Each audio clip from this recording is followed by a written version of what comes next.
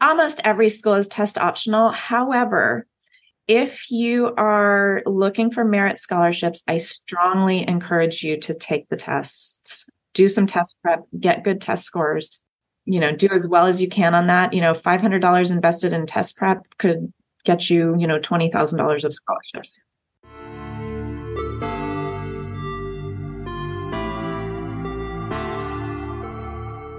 Welcome to the Mompreneur Life Remix podcast, where you will learn how to remix your mompreneur life so that you can win at work without losing yourself in the process. Hi, my name is Martine Williams, and I am your host and CEO, your Chief Encouragement Officer. And this podcast is your one-stop shop to creating a burnout-proof life and business and elevating your clarity, confidence, and courage. Friends, it's time to say goodbye to being the yes girl and hello to creating healthy boundaries, healthy mindsets, and healthy habits. Your next breakthrough starts here. This is the Mompreneur Life Remix podcast. Let's do this. Well, hey friends, today's episode, I honestly wish I would have had this episode for myself last year. So my guest today is Ann Garcia, who is a certified financial planner and partner at Independent Progressive Advisors, a fee-only registered investment advisor in Portland, Oregon. Besides a dozen years as a financial advisor, Ann's business background includes marketing and strategic planning in the technology industry and owning two businesses, a professional services firm, and a wine importer distributor. Ann is the author of the book, How to Pay for College. This is why I wish I would have had her information like 2 years ago. In the College Financial Lady blog, she developed the College Financial Plan Masterclass to help more families through this oftentimes anxiety-ridden, yes, overwhelming, yes, and confusing process, yes. Ann is regularly cited in national media, including the New York Times, Wall Street Journal, Money, and U.S. News and World Report on the subject of college planning. Ann and her husband, Bob, live in Portland, Oregon, and their twins just graduated debt-free from college. Friends, moms, dads, I know I have some dads that listen. This episode, it takes the process and simplifies it down. And we could have spent over an hour diving deep into all of the things, scholarships, student loans, application process, like all the things. And we didn't go into huge in-depth information because, again, it would have been a 2-hour episode. But she really does simplify it down, give some great tips on the financial side, on how to prepare yourself, prepare your family, prepare your child for this process, and to start sooner. So I know you're going to love this episode. I know I have lots of moms that are listening who are in the senior year, or maybe you're getting ready to head into, junior year. I mean, honestly, based on our conversation, like you can start planning at birth for this season. So I hope that you will enjoy it as much as I did. I still have one to graduate and one to enter into college. So the first one, I feel like we were winging it a little bit. We did pretty good, but I'm excited to take this information that I learned on this episode and put it into the process with my youngest. So grab your pen and your paper, or listen to it first and then come back with your pen and paper. But please welcome Ann to the show. Well, welcome back, friends, to the Mompreneur Life Remix podcast. I'm your host, Martine Williams, your CEO, your Chief Encouragement Officer. And we have another amazing Turquoise Talk guest today. And we were chatting right before we started recording that I wish I would have had some of this information last year, because my son, Lucas, y'all know, you followed the story. He, is the first one to kind of fly the coop, and he's a college freshman, and there's still things we're figuring out. So thank you so much, Ann, for coming on today and just having this conversation with us, because it's super important. Oh, thank you so much for having me. Awesome. So for those who don't know you, and I'm just kind of getting to know you too, tell us a little about you, your family, where you live, and like how did you get into this work? Yeah. Well, so I'm a mom of twins, and mine actually just graduated from college this year. Wow. Awesome. Yeah. Very exciting. They're working. They have their own health insurance, all those. Yeah. All those things. When you think the Instagram acceptance picture is a big deal, taking off your health insurance is really. And I'm also a financial advisor. And I found that early in my career, I was talking with a lot of two groups of people. One were parents who were, like you, struggling to figure out how we're going to do all this. We've got a couple kids. This is this gigantic expense. How do we do it? And another group was young adults who had graduated college with so much student loan debt that they were really struggling to put together the basic building blocks of their adult financial lives, whether it was saving for retirement, buying a home, in some cases, even just having emergency savings so they didn't go into credit card debt.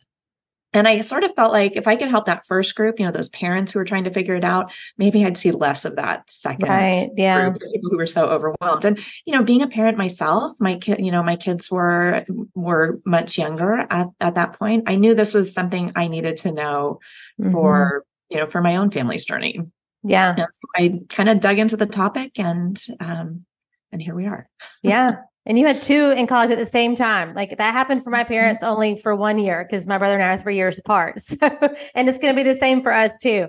I can't imagine, just trying to figure that out, and really trying to provide the great experience, but also not put yourself in a financial bind or your children in a financial bind as well. So I'm really excited to kind of dive in and talk about this.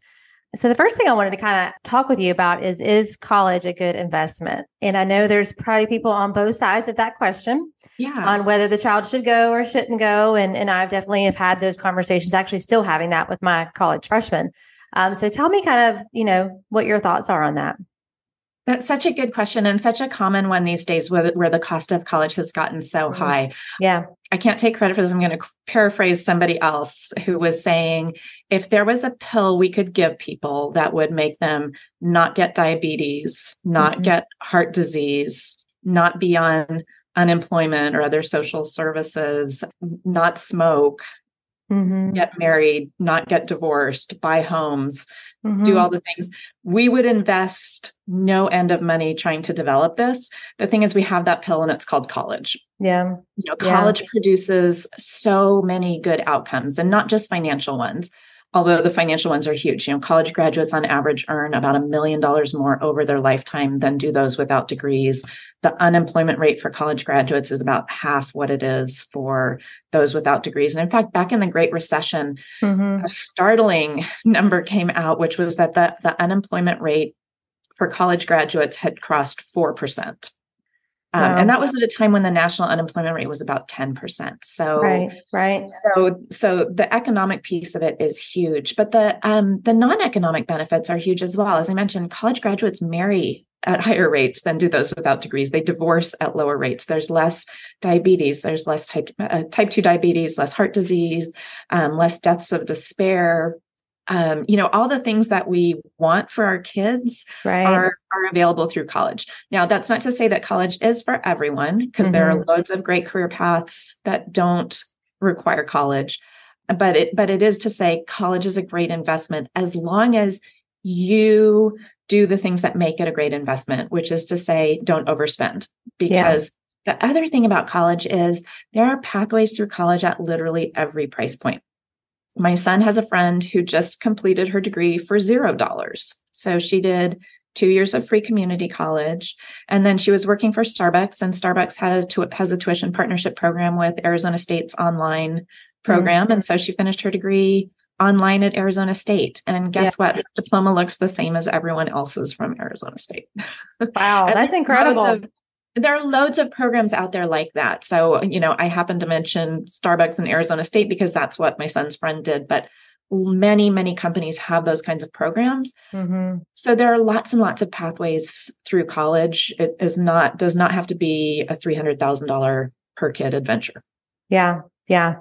It is daunting. I mean, it really, really is, having just gone through that with Lucas, and we're, still in the throes of that. And what's interesting is, like, this year, he's going to the same college that I went to, and I didn't really struggle with the decision on whether to go or not. Like, I just, it was just what you did. It was the next thing. There wasn't this whole entrepreneurship that's out there now. And him coming from a mom who's an entrepreneur and a dad who's an entrepreneur, like, he's like, that's what I want to do. So why am I going to college? And why am I going to waste your money and my time sitting in classes where I'm not going to learn the things, and it's an honest discussion. It's a fair question to ask. And, I'm like, let's just go go for the first year. Let's just take it year by year, see, what's going on. For me, it's like you said, all the other experiences also, that he can learn, just life lessons that you learn living on your own and not living, in the home, and you just grow up. You learn how to decide for yourself and make decisions for yourself. So we're leaning in that direction now, for sure. But have you had conversations with parents or students or potential college kids about this? All the time. And let's face it, our 17, 18-year-olds are not real good predictors of what their long range trajectory is. And maybe not also appreciative. And I don't mean that in a bad way. I just mean it in the sense of, recognizing they're not yet able to recognize the actual skills that they are acquiring through their education, in part because they haven't necessarily seen those elements of their jobs that require the critical thinking skills, the analysis skills, the research skills, frankly, the ability to commit yourself to a long-term project that are required in the workforce. Yeah. No, I totally agree. So the work you do you work with the students, or do you work with the parents, or do you work with both? I work primarily with parents. Okay. And the reason I do that is I do not help families choose colleges. I help families figure out an affordable pathway for their family, identify options that are within that pathway, have those conversations with their kids. But as a parent myself, I know that there are not many things that would make my kid less interested in a college than me saying, oh, my financial advisor said we can afford to send you here. So please apply. I feel like the student needs to have a high level of agency because, like you're saying, they're the one who has to go there. They're the one who has to show up every day and do the work, put in the time, and so they need to have a level of agency. What I think is important for parents is to understand what the boundaries of their search process are. Is your college budget in state or out of state? Years? Is it $25,000 total? Is it the direct student loan total? So those are things that parents need to find out, and then also be able to communicate proactively and productively with their student about it. So, when students are in high school, that's a great time in the early years of high school to, number one, start looking, look at your state schools and look at what the scholarship pathways are, the scholarships and the other pathways. Maybe there's a dual enrollment program. Maybe everyone with a 3.5 GPA gets a certain scholarship. What are those things, and how do you position yourself to take advantage of what those programs are? Because that's kind of your baseline usually, is what does my state offer? But then also to be looking at your budget and saying, what can our budget support? Can we afford private colleges? Are we looking at state schools? And having, like I said, productive conversations with your kids. And to me, that's a goals-based conversation. So, for example, it's very important to us that you go to college and graduate without student loan debt. We have saved enough that you could do that at Oregon State. I'm in Oregon, so go Beavs. And you can probably find other colleges that'll work in that budget, and we will absolutely support you in that process. That's an empowering, but giving them a range for their search, much more than you can only apply to Oregon State, because that's all we can afford. Right. The thing is, you may think your budget only supports public schools, but so many private schools are extraordinarily generous with discounting tuition for the students that they're trying to attract. I know for my daughter, she applied to a lot of private colleges, and actually the most expensive college on paper was the least expensive choice when her aid offer came in. Wow. That's awesome. My son went to an out-of-state public school, and it was cheaper for him to go there than to stay in state. So, wow. Use your state's plans as a means of figuring out, what pathways are available within our budget, but don't assume that you are limited to those choices. Right. Or just apply anywhere and everywhere without really an intention behind that. Like my son was definitely if I don't get in here, I don't want to go anywhere else. And so I'm like, okay, but let's at least apply to one other place, just so you have, the backup plan. But he was just so like, I'm only going here. And he did get accepted to where he wanted to go. But then there's other people who applied to like, 8, 9, 10 different colleges. And I've always wondered, like, what is the criteria they're looking at, or are they just doing it because it's what everybody does? Yeah. And the Common App makes it so easy. It does. Like check another box. Yeah, for sure. For sure. I'll tell you the process that was really challenging for me, because again, this is my first rodeo. So I had no idea what we were doing. We did not go into the thought process like you did, like you're teaching, which I think is really, like you said, from a place of empowerment to really understand, okay, this is what we have. These are our options. It may not, because you may not even know the options, what they all are, if you're not investigating that, and I know we didn't do that. And there are 4,000 colleges out there. Your kid needs some, some boundaries. Yes. And for me, it's just been in state. Like that's really the only boundary that we have set. But hearing you say like it was cheaper for him to go out of state than to stay in state, that's really interesting, to hear that. And I know my youngest son, he's looking to get in, he wants to get into more like design school, and one of the schools that he's looking at, doesn't matter whether you're in state or out of state. It's a nice bill. And so I'm like, it just seems like impossible, right, to provide that opportunity for him. But I know it's really what he wants to do. So we'll figure it out. But one of the most frustrating parts for me was the scholarship thing. Like we did the whole FAFSA, I think that's how you say it. We did that. And like he was getting, filling out all these scholarships, and he got very few. It just seemed like it was a get your information type of thing. I don't know if you feel that way, or if you have any tips for someone who's like, filling out the scholarships, figuring out which ones he needs to apply for, which one are legit and which ones are just trying to capture your information. Like that whole process was so overwhelming for him, because I'm like, how many did you apply for today? How many did you apply? Like we want to try to get as much as help as we can, because why not? If they're out there, why not? And I had seen previous students, he goes to a private school. I had seen previous students getting copious amounts of scholarships. And I'm like, wow, like more than it would cost them to go to college over the 4-year career. It's crazy. And so I'm like, I know it's out there. We just got to find it. And we just did not land well with that. And so tell me about that process. Like what am I missing? Yeah. Well, so let's talk about, there's 3 types of scholarships that students can get. Okay. One is institutional need-based financial aid.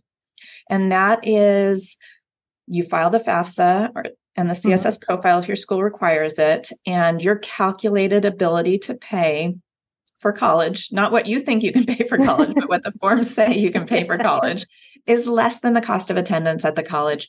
And the college offers scholarships to fill that gap. Okay. Right. So maybe my calculated ability to pay is $35,000. I'm applying to a private school that costs $75,000. I have $40,000 of financial need. Now, the college may or may not meet that need. They might meet some of it. They might meet all of it. They might meet all of it, but including loans and work study in the package. Right. So that's need-based financial aid. You have financial need, but it's up to the college whether or not, what they're going to do about that. Right. The next group of scholarships is what's called institutional merit scholarships. And those are the college's own money that they offer to the students that they want to attract to their college. Now, we listen a lot to the narrative provided by the Harvards and the Stanfords of the world, which is like, you should be grateful to get accepted here. People will pay any price to attend. The vast majority of colleges are actually actively trying to recruit and enroll students. And their number one way of doing that is by discounting tuition. So the vast majority of institutional merit scholarships go to students with good grades. And that is good grades relative to the population at the school. Right. Okay. Like need-based aids, though, some colleges offer it and others don't. I think what surprises a lot of families is that most public schools offer merit scholarships, particularly to in-state students, and many public schools offer it to out-of-state students as well. That's why it was cheaper for my son to go to college out-of-state than in-state. So the majority of of institutional merit aid just goes to students with good grades and good test scores. So it's important to take the tests. but they can use it for anything they want. So a lot of like small liberal arts colleges, they love to be able to say they have students from all 50 states. You know, you being in South Carolina, me being in Oregon, we're not the biggest states out there. Right. You know, if my kids applied to a school in, say, Texas, they might be the only Oregonian applying there. And that college is going to want to make sure that they enroll. My son had a scholarship for playing on a competitive video game team. So, you know, you can choose whether or not to share that with with your teenagers. But so I'm not going to let him hear that. I'll be way of saying merit scholarships are widely available for lots of different, for lots of different things, but it's kind of all about how much does the college want to enroll a student like you? Most colleges are trying to move up in the U.S. News and World Report rankings. Right. Okay. The way they do that is by enrolling students with higher GPAs and test scores. And so that's where most of the merit scholarships come from. So the third type of scholarships is what's called outside scholarships. And those scholarships are offered by anyone other than the college. So those first two types are done by the colleges themselves. Outside scholarships are from anyone other than the college. And there are lots and lots of ways to get them. There are big websites like FastWeb and the College Board Scholarship Search. I think the best place to start looking for those outside scholarships is at your high school's college and career center, because you'll find lots of scholarships there that are only available to students at your high school or students in your community. Talking to teachers is another great way. My daughter's high school computer science teacher had recommended that she apply for this scholarship that she ended up getting, and it was $5,000 a year plus $1,000 for technology. Plus, she got a corporate mentor who helped find an internship that led to a full-time job when she graduated. So there are lots and lots of those types of scholarships out there. The big dollars are the institutional scholarships. Yeah. The outside scholarships are really what might close the gap between a $25,000 budget and the $30,000 college, or they might be the thing that gets you to not take out the student loan. They are not what makes the difference between a $15,000 budget and an $80,000 college. Yeah. So what's important when you're looking at colleges is figure out what type of scholarship you're eligible for. Are you eligible for need-based aid, or are you eligible for merit scholarships? And then apply to colleges that offer the types of scholarships that you're eligible for. So easy way to figure out what you're eligible for is both the College Board and the Department of Education, which runs the FAFSA. So the College Board runs the CSS profile. Department of Education runs the FAFSA, have EFC or Student Aid Index estimator tools. So you can go online, punch in your information. It's at College Board website or studentaid.gov. Go online, punch in your information. It'll tell you what your student aid index is, which is the number that the FAFSA calculates, or your expected family contribution, which is the number that the CSS profile calculates. If that number is, say, is more than the cost of attendance at a college, you are not eligible for need-based aid. And that means you should be looking for merit scholarships. Now, for most families, it's more than they want to pay anyway. Right. So you might still look for colleges that offer merit scholarships, because need-based scholarships, except at the very, most selective schools, the Ivy Leagues, the Stanfords, the Ivy Plus schools, where they will offer, full tuition plus room and board based on your adjusted gross income. The vast majority of colleges will not offer need-based aid for more than the difference between, your student aid index or expected family contribution and the cost of college. Right. Hey, friend, can I give you permission today? Like, for real, your own permission slip. Permission to get clear, to cut out the noise, mostly the noise that is going on around in your own mind, in your own head. It's just swirling. And you're asking yourself questions like, why am I stuck? Why am I frustrated? Why am I not making progress on my goals? I want to invite you to a free clarity call with me, where we're going to dive in and we're going to identify what are the three main issues that are keeping you stuck. Number two, what are the mindsets around those issues that are actually keeping you from solving for those issues. It's not our skill sets, it's our mindsets that keep us stuck and hold us back. And then number 3, identifying what are your next steps. We all have a next step, and we have 100% responsibility for those next steps. Your only next step right now is to go to the show notes and book your free clarity call so that we can work through this. I'm believing in you, and I cannot wait to see you on our clarity call. So do you recommend, like I remember getting email after email from FastWeb and from, I guess, what's the other one? Scholarship something you said, I don't remember the name of it, but like, do you recommend just going directly to the college website and finding out about scholarships? Or, I mean, yeah, because I think starting with the colleges is usually your best bet because that's where the big dollars are. And there's a couple of easier ways to figure it out than trying to navigate through through the college's website. There are two websites. One is called College Data, and that's just collegedata.com. And the other is College Navigator, and you need to Google College Navigator to find it. They use two different data sets that colleges collect, and they aggregate them and have them on their website. So College Data is much easier to use. You can go onto their website, look up a college, and there's a tab called Financials. And under the Financials tab, it will tell you what % of admitted students had financial need and what % of need was met. It'll also tell you what % of students who had no financial need got a merit scholarship. Okay. So if you are only eligible for merit scholarships and the college you're interested in says 0% of students got a merit scholarship, that is not going to be a good place to apply because you will not get a merit scholarship there. Yeah. That's so helpful. It's just, there's so much information coming at a parent of a senior.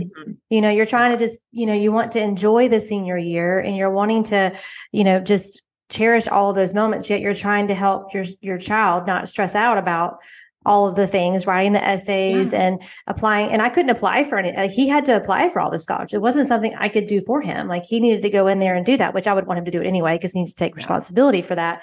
But it was just all a process. I wish I would have had this information. So I know someone right now is in the middle of their senior year with their child, or maybe they're in the junior and they're trying to get ahead of it. I don't know if you think there's a particular better time to start planning for this. Yeah. So I think, there's something you can be doing at every age that'll reduce the stress of senior year. Because like you said, senior year, you really want to be present and you want your student to be present. It's all those lasts that nobody wants to miss. One thing that I think is super helpful is start having those budget conversations with your kid early on in the process so that they're not looking at 4,000 colleges. They're looking at a subset of those 4,000 colleges. I also have on my website, which is howtopayforcollege.com, a downloadable spreadsheet that helps you research colleges. And so, the sooner you can start finding colleges that you're interested in and looking up these things, what types of students apply, what types of scholarships do they give? What are the costs? What are the deadlines? How many essays do I have to write? Because I think for my daughter who applied to private schools, that was the really big thing. I mean, she applied to 9 schools and had to write 24 essays. Wow. Between college applications and scholarship applications and letter of rec from her teacher. But things you can do before senior year, number one, start looking at colleges. And a good way to do that when you're early in the process is just go to some of the colleges that are near your house. Yeah. And see what's it like? What does my kid gravitate towards? Because we have here in the Portland area, we have 3 colleges that look almost identical on paper. And when you go in person, they're completely different. Yeah. And so that was really helpful for my kids to see and to start thinking about what they were interested in and not interested in. And both of them were like, has to be bigger than the high school. The other thing is, the Common App essay prompts. So when you apply to college, you'll use the Common App, and that's the tool. Which is amazing. It's amazing. I was like, oh my goodness, I don't really have to have a college coach or a high school coach or whatever they call them. Like, you just follow what's in the Common App. It was the best of times. It was the worst of times. Yes. Right. Because it's like, oh, I'm just going to check all these boxes. No, you're not. Right. But the Common App has a statement of purpose that's distributed to all the colleges. And there are about 6 or 7 prompts. And the student can choose whichever one they most want to write about. They don't change much from year to year. So, I mean, you could start looking at them your freshman year in high school. Right. And chances are good that, it's going to be one of those. Still going to be on still going to be on it, or something dramatically similar to it. But, students who can get their Common App essay done over the summer before senior year will have a lot more free time. And most high schools want you to, don't want to overburden teachers with letters of rec. Right. Yeah. At the last minute, because they have other responsibilities too. So, junior year, start thinking about what teachers you're going to be asking for letters of rec.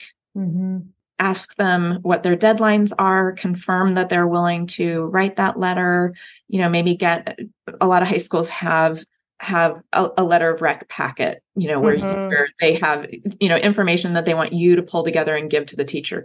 You can get that before senior year as well, and start filling it out. But, start narrowing down your college your college list as well, so that when senior year rolls around, okay, we're not applying to 27 colleges. We're applying to 8. We've done our research. We know what our true options are, you know, and it kind of gives you excitement to apply it to those too, because you've already kind of done some of that backhand work.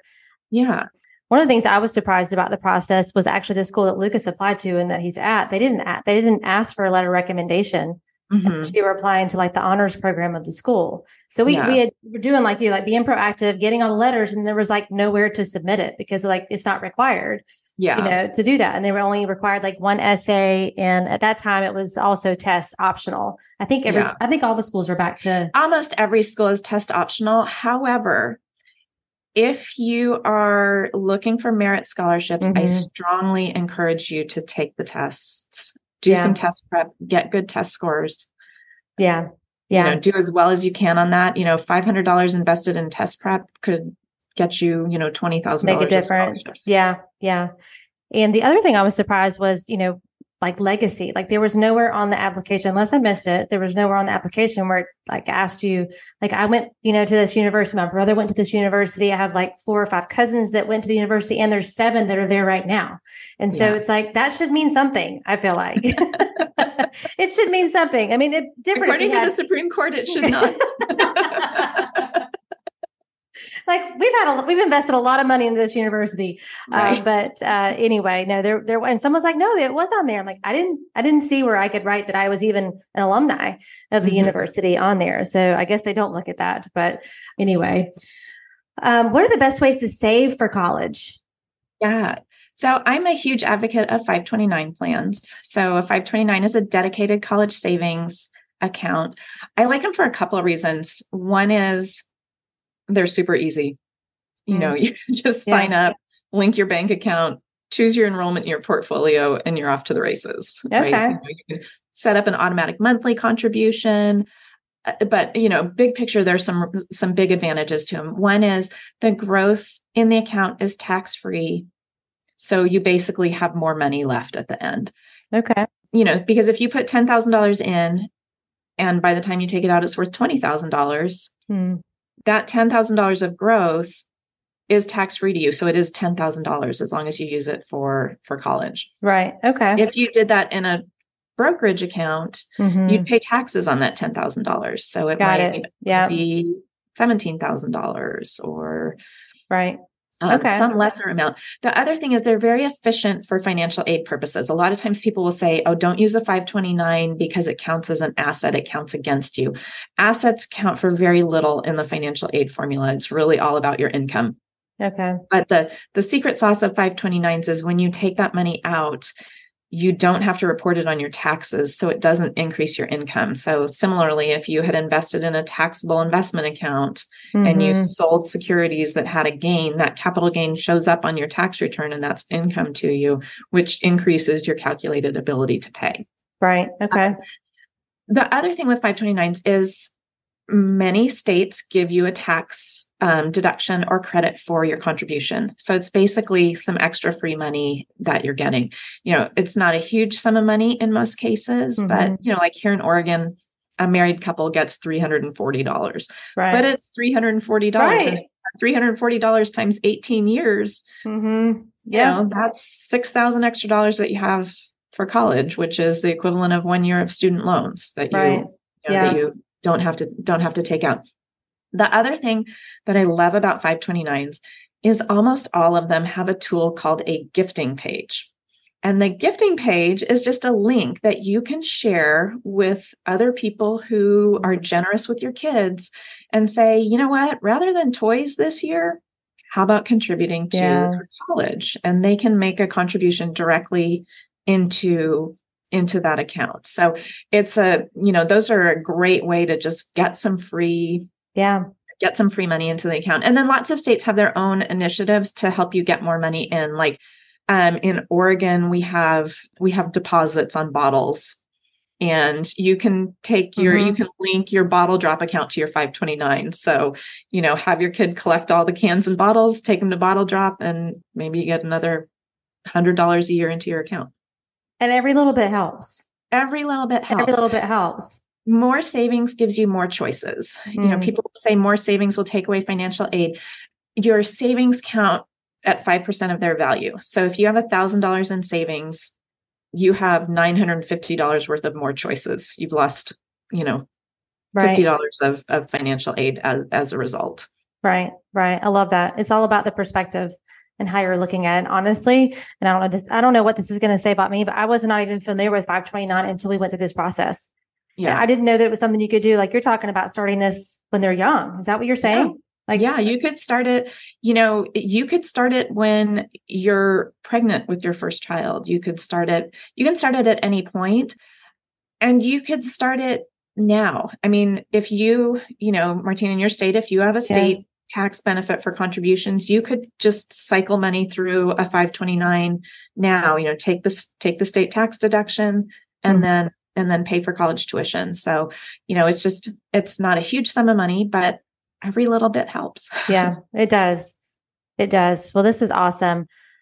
I know student loans is always a huge topic, and there's probably so many different things we can talk about with student loans. That was the only debt I brought into our marriage was my student loan debt. And it's funny because my husband went to college for 2 years and then just decided, it wasn't for him, which is totally fine.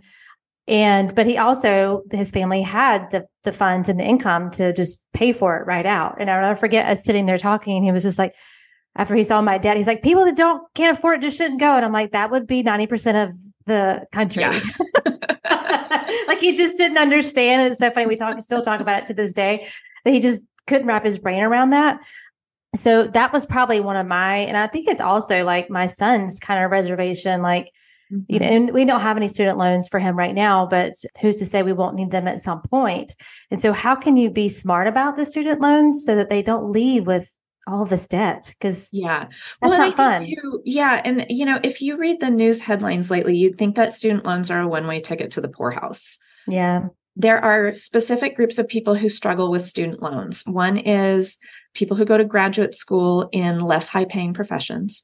Another is people who take out loans for college and don't graduate because, they have the debt burden without the income boost. Right.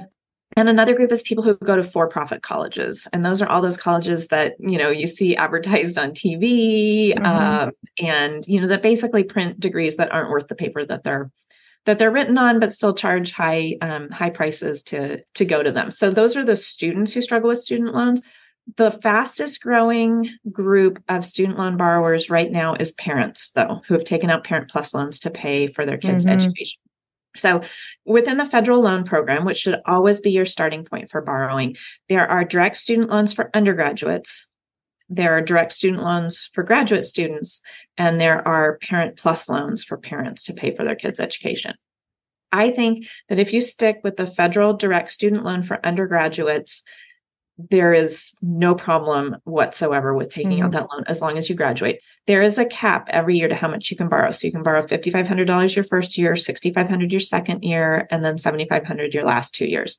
So if you took those loans out, you would borrow $27,000 over the course of your 4-year degree. Interest accrues on them while you're in college. So you'll end up owing, 29,000 all in when you graduate. That translates to a monthly payment of about $300 a month for 10 years. So, and when you compare the income difference that a degree gives you, that is more than, more than worth doing. For many students, that is the difference between going to college and not going to college. It might also be the difference between going to a college that's not a really good fit, where you might end up taking more than 4 years or never finish, and going to a college that's a great fit, where you are very confident that you'll get out with the degree in 4 years. Right. So those are perfectly reasonable choices for a family to make. And I always recommend too, that even if you as a parent say, I don't want my kid taking out student loans, I want to pay the loans, the interest rate on the direct student loan is so much better than on the Parent Plus loan. You should take out that loan, even if you're going to be the one who pays it back. Pays it. Yeah. Yeah. Okay.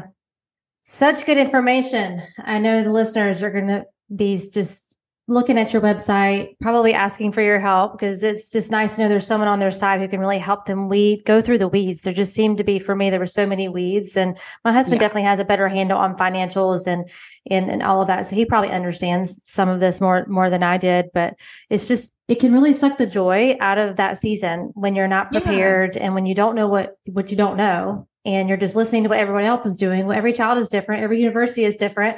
And as moms, that's what we do best. We ask each other, right? Like, what are you doing? How's that working? And everybody has our different. Kids do the same thing. So that's why you need to get in front of them, right? Because otherwise their friends are the ones who are driving their college selection process. Oh yeah. And that's going on right now with just second year housing. So they're trying to find off-campus housing. And I mean, they've only been in college for like 2 months, 3 months, and they're already telling them they have to go ahead and sign a lease on an apartment for next year. I'm like, are you serious? It's like, yeah, it's all going to get done. It's like the largest freshman class that came in this year the university has ever had. And all these kids are going to be sophomores. And it's just creating all of this urgency and stress for the kids. They're not kids, for the students, for for my son. And also then that comes on me. And I'm like, I don't know. I'm not there. And it wasn't like that when I was there. So just trying to, to figure all that out. And I like to prepare. I like to be ahead of things so that I can respond appropriately versus reacting. Like right now, I feel like we're in reaction mode because I was totally blindsided that this was going to happen. And I mean, the fact is it's a big city. There'll be a place for him to stay. We don't have to decide that right this second, but it's just that buzz, right? That happens, like you said, among the friends, and the friends are like, no, we have to sign the lease today, or we have to do this today, or we're not going to get the spot. I'm like, hold up. Let's just hold up for a second. How much more is this going to cost, living off campus? And is this, you don't need to live in a Four Seasons dorm. Well, here's the good news. Unlike when we went to college where dorms were just sort of something that the campus provided, they are now a profit center for a lot of colleges. And so we found for my son, when he moved off campus, it was a lot cheaper. Than living in the dorms. So hopefully that'll be your experience as well. It's not. It's going to cost extra, like almost, like double what we're paying right now to live. But like I said, they have all these amenities and a pool and a gym, and it's not like living in the dorm. I can promise you that. So anyway, but we'll figure it out. And this was super helpful. I know it will be helpful to the listeners. If there's maybe one thing that you could leave a mom, right, who, because it's mostly moms that listen to the podcast, who is entering this season, or maybe she just had entering the season, like what would you tell her to do? What's the first thing she needs to do? I think as a mom, the most important thing is to do enough homework ahead of time that you can be present for your kid. Enjoy the moments that you have with them. Don't be totally stressed out about how you're going to get all these essays written, how you're going to get all these applications done and whatnot. So the more homework you can do ahead of time so that when the time comes, you're ready and not, stressing out about your Common App statement of purpose on October 30th. Oh my or goodness, that angry that essay. the Yes. teacher won't do the letter of rec that you didn't ask for on Until time. the last minute, right? Yeah. And yeah. Yeah. And I would say I have a couple of resources for parents who are in that situation. The first is for parents of high school students, I have an online course that walks you through the application, the budgeting, the Awesome. financial Yeah. aid appeal process. So that's on my website, howtopayforcollege.com. It's really for parents of high school students. For parents of younger students, I have my book, How to Pay for College, that Nice. has strategies at every age for things you can be doing that'll make the process go easier. Love it. Well, we'll put the links to all of those things in the show notes. And where's the best place they can find you? Are you on social media where they can send you a message and say this? So I'm on Facebook as College Financial Lady. Okay. And then my website is howtopayforcollege.com. Okay. Awesome.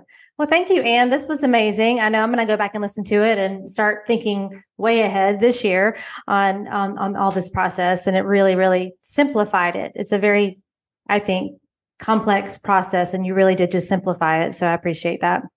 Oh, well, thank you for having me. And it is a complex process, but a little knowledge goes a long way. Yes, it does. It does.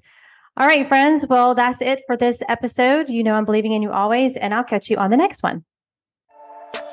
Well, that's a wrap, friends. Thank you for tuning in to today's episode. I really hope it met you right where you are and gave you some encouragement for your day. Could you do me the biggest favor and leave me a rating and review? Seriously, it's the best way for you to support the show. And while you're there, be sure to follow the show so you never miss an episode.